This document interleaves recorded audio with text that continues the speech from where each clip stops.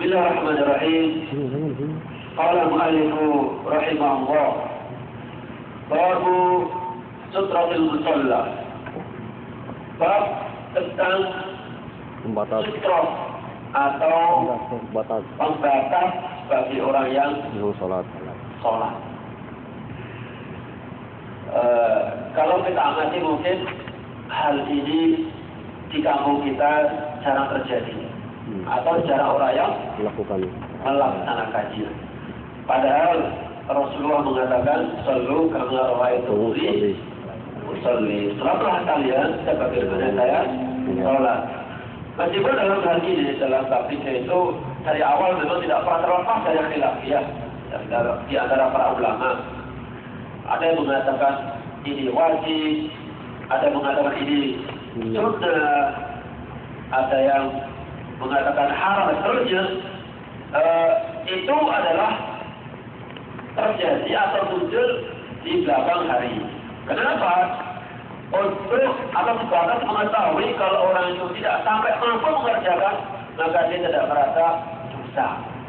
Tetapi dari zaman dahulu, selama itu adalah ada perintah, Rasulullah contohkan, maka para sahabat tidak melihat apakah ini sunnah atau itu wajib. Selama Rasul mengerjakan, sudah saya ikuti. Itulah yang penting. Dalam bab ini Rasulullah SAW bersabda dalam hadis yang diriwayatkan oleh Abu Juhail bin Harith dan kaum meridainya, dia berkata, qala Rasulullah SAW, Rasul bersabda, "Lau ya'lamul baru baina yadayil musalli ماذا عليه من العتق لكان أن يقف 40 خيرا له من أن يمر بين يديه." متفق عليه واللفظ للبخاري. Yang artinya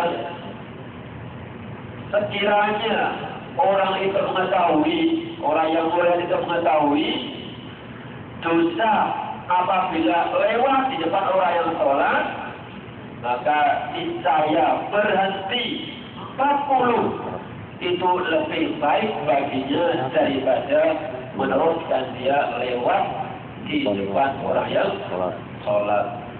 Muttafaqun alaihi, dan tafsir di sini adalah miliknya Imam Bukhari. Hadis pertama, hadis pertama ini adalah haram, dilarang orang yang melewati orang yang sedang sholat secara berdiri.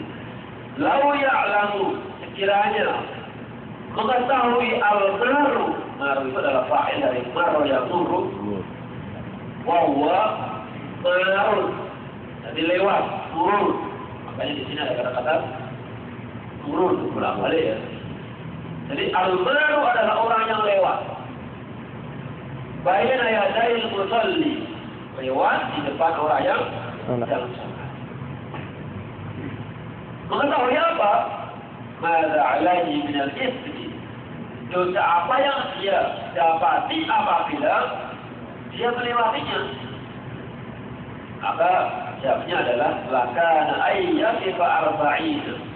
Maka dia berhenti menunggu orang itu sampai selesai sholat 40. Jadi umum, apakah 40 saat, apakah 40 syahr dana atau sana. Nah, di sini kemudian fungsinya namanya takhrijul hadis, mengumpulkan beberapa riwayat hadis dari bulan dan bulan. Dan kemudian jawab di sini wa waqa fil Bazzar ada tambahan 40 kharifan. Jadi kalau hadisnya Abu Juhail di sini cuma 40 tanpa ada tambahan. Dalam riwayat lain dikatakan 40 kharifan. Kharifan itu adalah nama musim. Ada musim panas, Saif, ada musim Syita, ada musim apa lagi? Kharif, Rabi' dan ada musim Kharif. Kharif. Jadi di tahun ini dapat musim panas, Dingin, musim sepi dan gugur. Nah, kalau Kharif adalah musim Gugur. Indonesia berapa macam? 2. Cukup 2. Iya, panas dan dingin. Hujan dan panas. Itu ya. 10 hari musim ini antara Secara boleh kalau kita lihat arba'in al-Kharifah 40 musim berarti musim 4 tahun. 40 tahun. Setelah ini lagi Kharifah. Kharifah kan artinya seperempat tahun, ya kan? Iya. Dalam setahun ada 4 musim kan? Salah satu musimnya adalah Kharif. Berapa Kharif itu? Anggaplah misalnya dia Bulan. 3 bulan. Nah, berarti di sini maksudnya waktu al-juz itu, tapi maksudnya adalah sana. Jadi dari Kharif ke Kharif lagi. bukan cuma Kharif toh. Kalau Kharif toh berarti cuma 3 bulan. Dan maksudnya adalah dari Kharif ke Kharif lagi. Untuk itu hadis yang pertama dikatakan lakan ayat arba'in apa disempurnakan dengan maksudnya adalah 40 tahun. Khairan lahu. Lebih baik. Dia berdiri selama 40 tahun. menunggu Lebih baik. Itu lebih baik baginya daripada lewat di nekat depan orang. lewat orang yang Salah. sholat. Hadis muttafaqun alaihi. Lewat kalian. Nah, untuk itulah kemudian ulama membagi di antara hukum orang yang orang yang sholat kemudian diwajibkan membuat catat. Dari sini adalah satunya.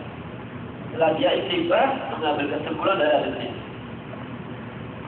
Dan ini di akhir kajian kita akan kita simpulkan untuk apa saja. Jadi kita baca dulu terjemahan dan sedikit kandungan seputar hadis yang ada ini.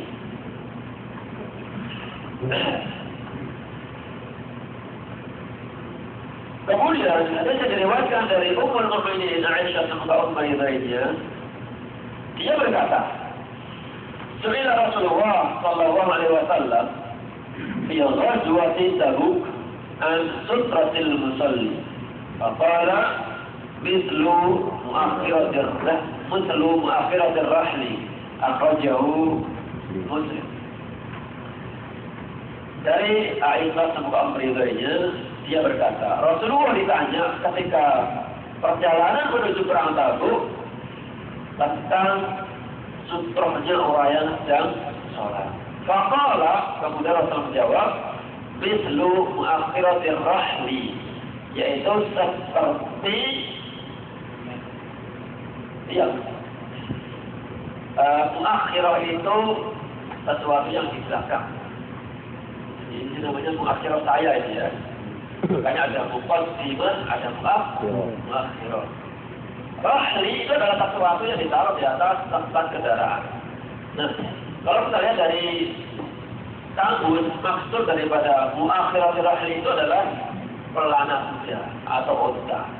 Ada melihat biasanya itu kalau orang mau naik unta itu kan dikasih apa itu namanya pelana ya, yang bentuknya itu di belakang dikasih kayu atau kayu di belakang di depan sebagai pegangan. Yang depan untuk pegangan, yang belakang sebagai tanda. Itu Rasul memperumpamakan mislu muakhiratir rahli, seperti pelana unta atau kuda untuk pegangan dan sebagai tanda orang yang naik tersebut. Ya, itu yang Rasul umpamakan. Apakah benar seperti itu? Nanti akan kita bahas juga. Apakah mereka seperti itu? Tidak. Ternyata Rasul mengatakan seperti itu. Dan nanti supaya kita punya gambar lain, di hadis lain juga ada penjelasan bagaimana betul-betul contoh yang Rasulullah maksudkan. Sedikit gambar yang sekalian, ketika Rasulullah berangkat menuju Tabuk, ya sekarang Tabuk itu berada dalam wilayah Saudi. Di mana dahulu itu termasuk dekat dengan wilayah Syam, di mana ketika orang-orang atau imperium Romawi pada saat menguasai dunia, dia berambisi kepengen menumpas agama yang baru muncul ini. Agama apa itu? Islam. Dia Islamnya pelan-pelan berkembang pelan tapi pas. Kalau dibiarkan maka bisa Bahaya. maju dan bisa mengalahkan kita. Akhirnya apa? Akhirnya Heraklius yang merupakan kaisar Raja Romawi, kemudian dia mengumpulkan pasukannya plus pasukan koalisi Arab. Jadi koalisi itu tidak hanya sekarang ya. Dari dahulu sudah ada koalisi. Dulu koalisi macam-macam, sekarang juga ada koalisi kan? Sekarang koalisi Jokowi dan koalisi Prabowo. Prabowo. Putih. Prabowo. Heraklius kemudian berkoalisi dengan orang-orang atau kabinet Arab yang tidak sepakat dengan Islam. Terkumpullah kurang lebih 100.000 pasukan akan berangkat ke Madinah, akan menghancurkan Madinah dan Egypt. Kemudian ketika kabar itu sampai kepada Rasulullah SAW, Rasulullah pun tidak tinggal diam.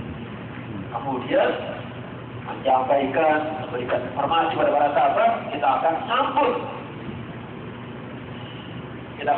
tantangan siapa? Romawi. Dan kita masih ingat bagaimana kisahnya perang Tabuk ya. Pada saat itu kan memang bulan Rajab, tapi panas sekali. Buah-buahan pas mengguyurkan. Di tahun ini kalau pas musim panas, biasanya pas musim Buah-buahan. memang kalau pas musim dingin pada mati semuanya ya.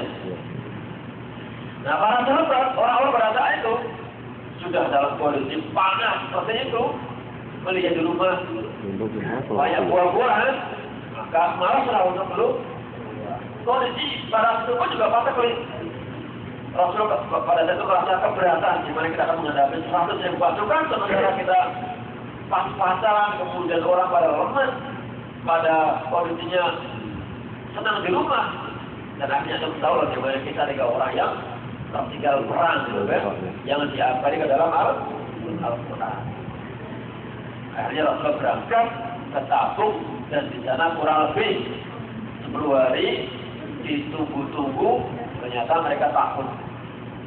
Yang sudah menyiapkan 100.000 pasukan itu ternyata nggak ada tanda. Itulah yang dimaksud dalam riwayat bahwasanya Allah memberikan kemenangan Rasulullah masirah syahad. Apa itu? Rasa ketakutan. Jadi musuh belum melihat pasukan muslimin, belum lihat ini, baru mendengar soal itu sudah bergetar. Belum menurut informasi bahwa umat Islam itu isyari man awud syahidah. Orang mencari pertama kalau tidak syahid ya, kemudian hidup. Sementara kaum kufar apa yang dia cari? Satu aja. Perang untuk mencari umat Islam itu hidup mulia atau mati dalam kondisi syahid. Nah, pada saat itulah kemudian terjadi banyak peristiwa hukum fikih, salah satunya adalah sholat dengan menggunakan satra. Beliau mengatakan satra adalah bentuknya kurang lebih seperti pelana kuda atau unta yang belakangnya ada kayu atau apa namanya papan sebagai cenderanya di penaik kuda. Itulah kurang lebih jenisnya sutra. Kemudian dalam riwayat lain ada mengatakan bahwasanya kenapa dikatakan itu sebagai tanda sutra, karena tingginya kurang lebih satu hasta. Satu hasta. Ada nggak planet yang tingginya misalnya sampai 1 meter? Nggak ada. Nggak ada ya. Dia rata-rata sampai setengah punggung. Makanya dalam sini dikatakan bahwasanya kalau ada sutra yang kurang daripada itu, maka tidak sah sutranya. Ada yang mengatakan seperti itu karena apa? Orang itu mengambil dari zahir hadis kiri. Ya, pokoknya harus begini. Kurang dari situ, maka tidak dianggap sebagai sutra. Itu yang kedua. Kemudian hadis yang ketiga dari Sibrah bin Ma'bad al-Juhani, semoga Allah meridainya. Dia berkata, Rasulullah sallallahu alaihi wasallam bersabda, "Liyastatir ahadukum fi sholati walau bisahmin." Hendaknya salah satu di antara kalian apabila dia mau sholat menggunakan sutroh, walau bisahmin, meskipun hanya menancapkan dengan satu saham. Apa saham itu? Panah. Ya, karena pada saat itu kan semuanya orang Badui, kemana-mana dia membawa panah. Ya sudah, pas sholat, tancapkan panahmu. Kalau kita lihat hadis ini, panah kan lebih panjang daripada tadi itu. Nah, kalau begitu berarti ukurannya tidak harus jasa, ya kan? Boleh jadi lebih panjang, boleh jadi lebih pendek. Kalau kita memperhatikan di sini, maka inilah manfaat daripada takhrajul hadis. Karena nanti itu ada memang sebagian ulama atau mazhab yang mengatakan bahwa harus ukuran itu. Tanpa itu apapun jenis sutra digunakan, kalau ukurannya tidak segitu, maka tidak dianggap sebagai sutra. Padahal Allah mengatakan walau bisahmin. Baik. Hadis yang ketiga ini adalah tentang perintahnya atau wajibnya menggunakan sutroh apabila dia mau sholat. Kemudian dari yang keempat dari Abu Dzar semoga lainnya, dia berkata, Rasulullah bersabda, "Yaqta'u sholatal mar'i al-muslimi idza lam yakun baina yadayhi mithlu mu'akhiratir rahli al-mar'atu wal himaru wal kalbul aswad." Salat seseorang atau salat orang muslim itu bisa terputus jika lam yakun baina yadayhi, apabila dia tidak menggunakan mu'akhiratir rahli, tidak menggunakan sutroh. Jadi orang yang sholat, jika dia tidak menggunakan sutroh, maka sholatnya terputus. Dengan apa? Salah satunya adalah al-mar'atu, wanita, wal himaru, wal kalbu al-aswad, anjing hitam. Kawan sekalian, ulama lagi-lagi saya katakan, secara berarti dikatakan yang stop. Apakah makna yang stop ini kemudian tidak sah alias batal apabila orang sholat tanpa sutroh, terus ada orang lewat, baik itu wanita atau kedai atau anjing, apakah kemudian batal atau tidak sah? Nah, kemudian apakah cuma perempuan? Tapi bagaimana dengan laki-laki? Atau misalnya dengan yang lainnya, misalnya sapi misalnya, atau misalnya adiknya putih misalnya.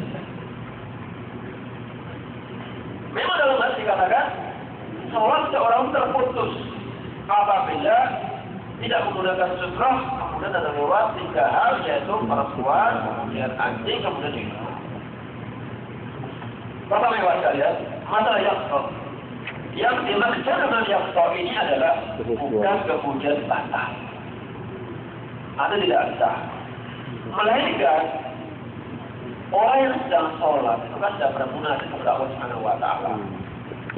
Nah, di antaranya dengan Allah itu akan datang turun rahmat, barokah, ibadah kan? Ketika dia ada orang lewat, mau tidak mau, yang namanya manusia ini, apalagi yang lihat itu adalah perempuan. Kata Pak Ansor ya. Maka Pak Ansor yang tadi awal itu adalah khusyuk untuk menerima rahmat dari Allah Subhanahu wa Ta'ala. Maka kekhusyukannya akan pudar. Dengan demikian yang tadinya itu sudah mengalir rahmat dari Allah Subhanahu wa Ta'ala, terputuslah. Nah ini maknanya lebih tepat. Kemudian sekalian, al-mar'ah, saya katakan, kenapa kok al-mar'ah? Kenapa kok al-himar? Kenapa kok al-kalbu? Tiga hal ini memang Rasulullah lebih mengedepankan dibandingkan dengan contoh misalnya rajulun atau baqarah. Karena kalau misalnya yang lewat ini, misalnya Pak Anwar sudah sholat, terus yang lewat itu adalah misalnya Fatimah, terus selanjutnya itu adalah Pak Abdul Wahab. Gangguannya itu lebih besar yang mana? Fatimah. Fatimah, ya kan? Mungkin kalau itu tahu sudah Tahu lah, tahu. pura-pura nggak tahu, ya kan?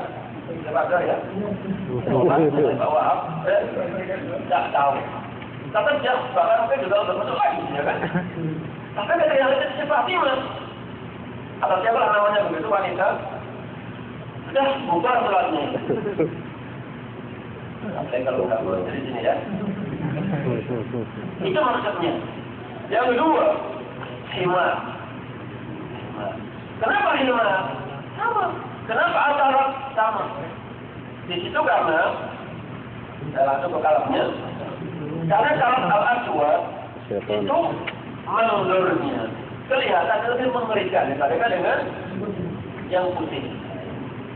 Nah, itu maksudnya al-kalbu al-aswad itu syaitan kata Rasulullah. Ya, artinya sih bukan setan, tetapi ketika orang itu rasanya ya serem. Nah, ketika ada orang sholat kemudian lihat adik kita, maka bayangan dia adalah setan, sehingga menggoda. Sehingga sholatnya itu ubah keputusan.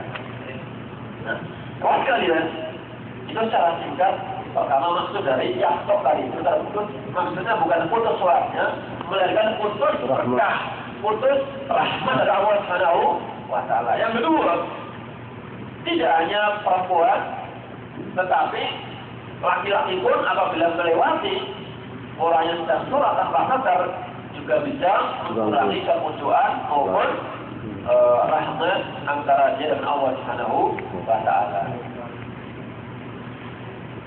Kemudian berikutnya hadis yang kelima dari Abu Sa'id Al-Khudri sallallahu alaihi wasallam, dia berkata, qala Rasulullah sallallahu alaihi wasallam, "Idza shalla ahadukum ila syai'in yasturuhu minan nar."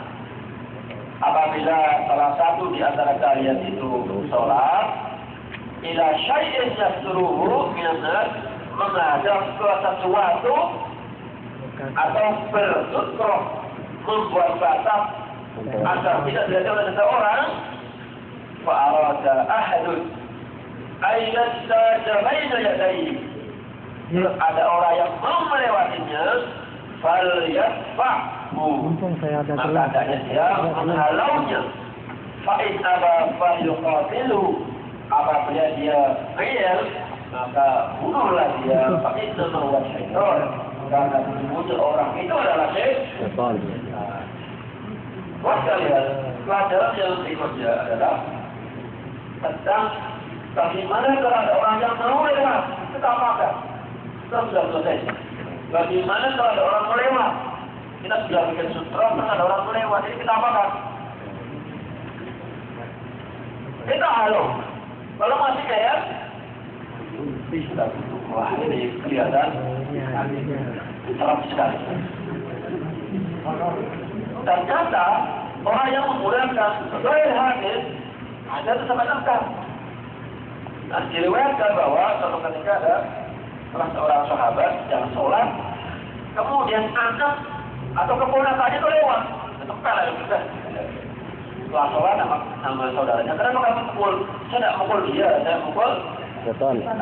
Anaknya total ya. Wajar ya. Ya, kita mau dianjurkan, disyariatkan apabila kita sholat dan ada orang lewat untuk ya tafaqquh. Nah, maksud daripada menghalau lewat kalian itu punya aturan.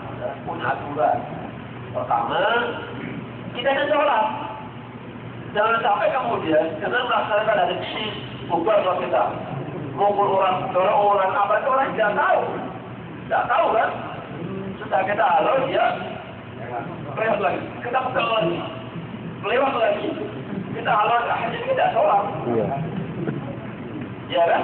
Justru malah kita lebih terganggu daripada sekedar orang. Lewat. Nah, kalau pertama, soalnya maksudnya adalah kita harus cara pelan-pelan. Pertama pelan-pelan, kedua gak keras, ketiga gak keras, tapi jangan sampai kemudian sekarang di luar kebiasaan. Terus misalnya sampai menempeleng misalnya. Jangan kalau semua paling dulu, saya macam dingin saya bunuh.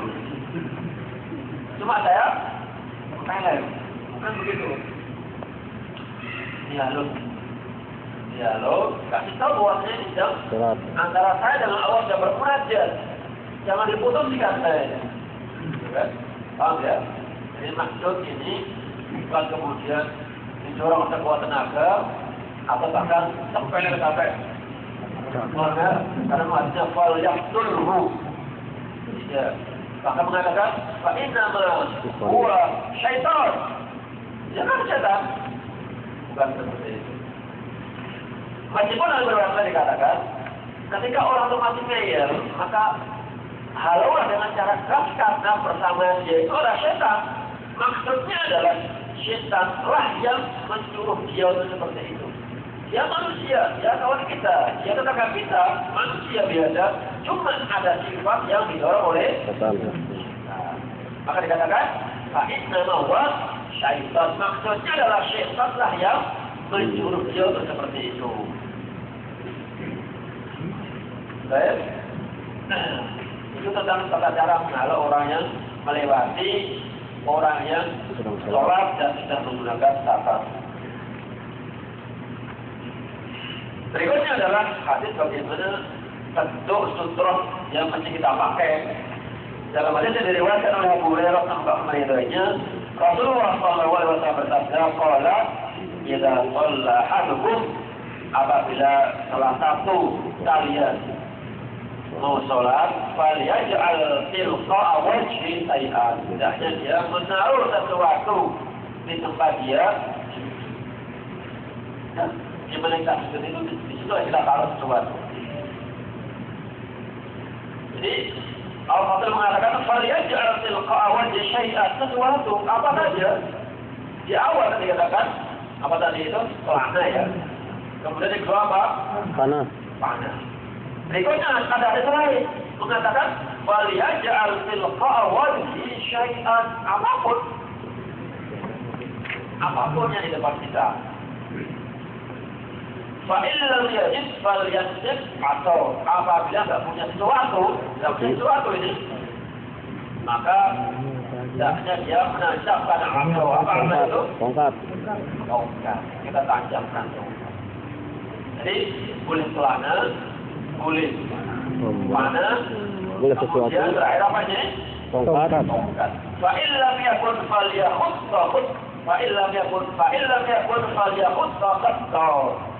Kalau tidak ada pelana, tidak ada panah dan tidak ada tongkat, kata Rasulullah, falyakhut garis. Buat garis-garisan. Jadi bagaimana garisnya? Melalukan sudah terdapat. Ada yang mengatakan seperti mihrab. Misalnya kita berada di sini. Putra. Bikin garis kayak sapi, bulan sapi. Nah itulah tempatnya orang yang imam juga ya. Itu pertama. Yang kedua, khat memanjang. Yang ketiga, khat arah sana, dari panjang langsung ke tempat sujud dia. Sebetulnya. Tsumma la yadurruhu man marra baina yadayhi.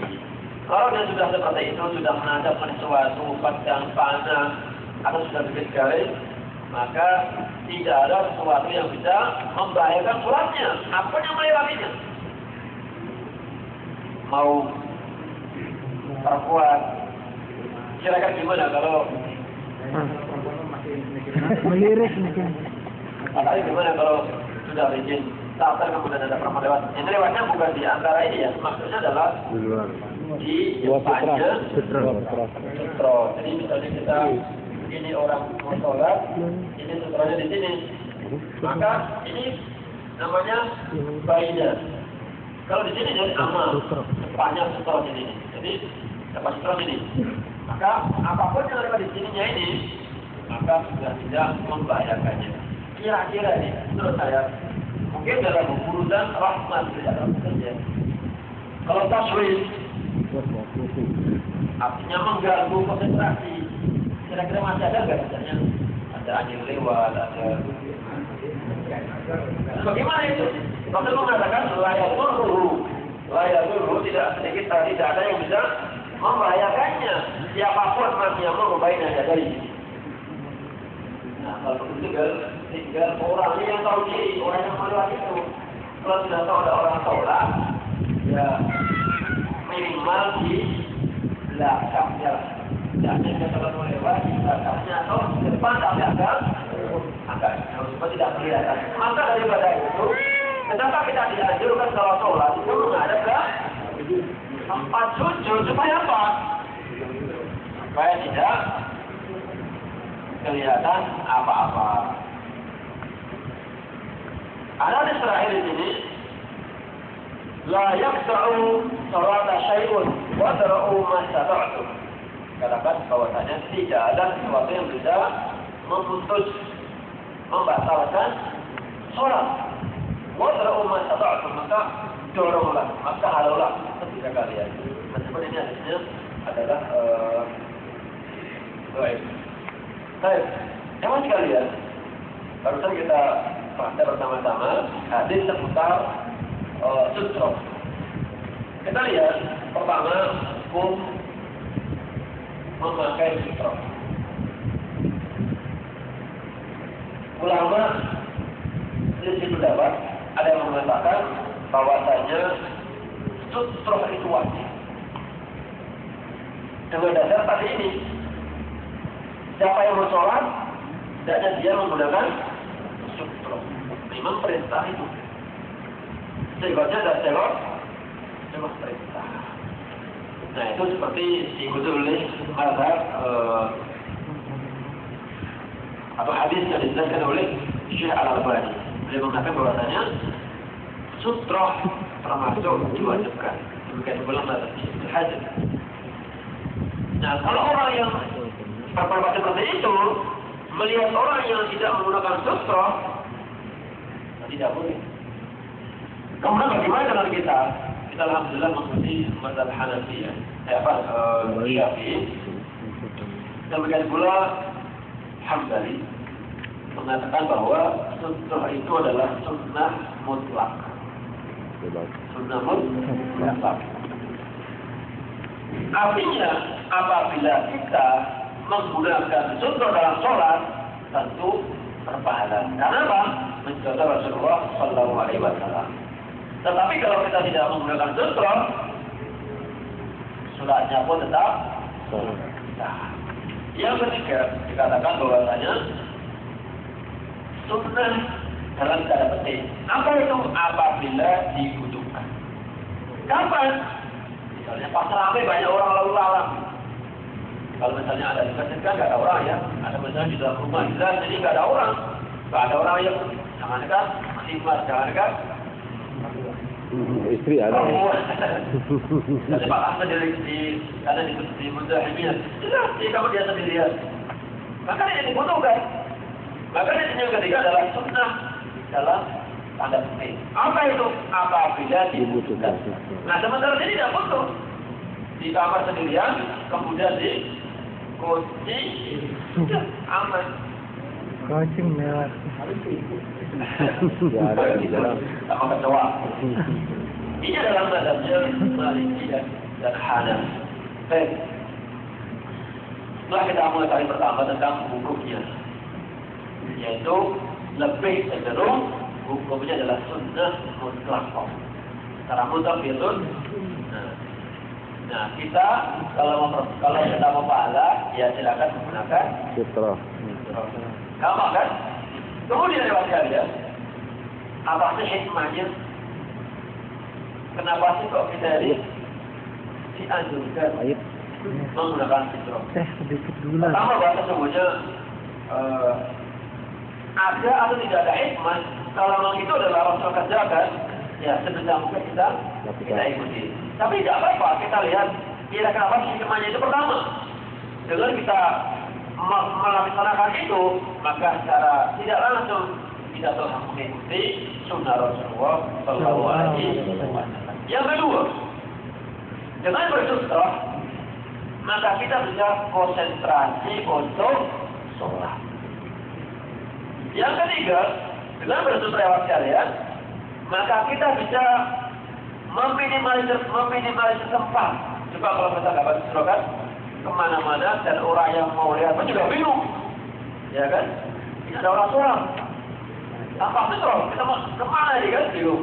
Ketika dia menggunakan sutra, sudah dia yakin bahwasanya, ya kan, antara dia dengan sutra sama depan dia sampai ke sana itu sudah tidak ada. Meskipun juga ulama khilaf pendapat, jatahnya berapa? Jatahnya itu ada mengatakan 3 hasta, ada mengatakan sampai sejauh lemparan orang melempar seterusnya.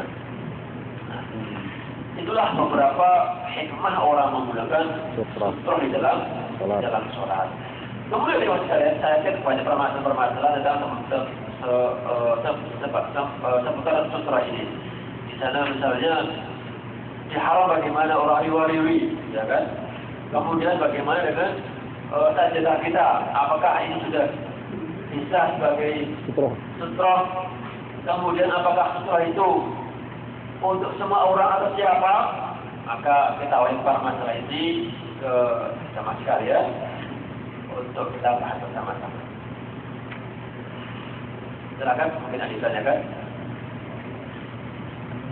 Gimana sholat di masjid Haram?